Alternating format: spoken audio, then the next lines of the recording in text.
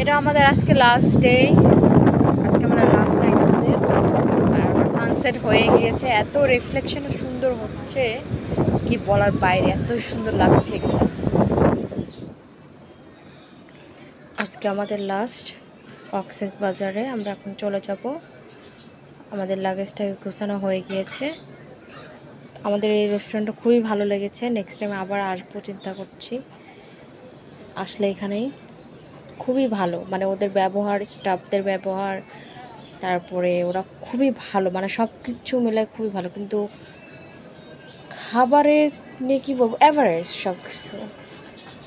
কিন্তু রেস্টুরেন্টটা থেকে আরাম পাবেন। এখানের থেকে বিচ খুবই কাছে, আমরা তো ছিলাম এই জন্যই, কারণ এখান থেকে বিচ দেখতেই পাচ্ছেন কত কাছে। হোজে বাটারের জন্য আমরা এটাই প্রেফার করেছি, এই রিসোর্টটা। তো আমাদের এসে খুবই ভালো লেগেছে, কিন্তু চলে যেতে ইচ্ছা করছে না।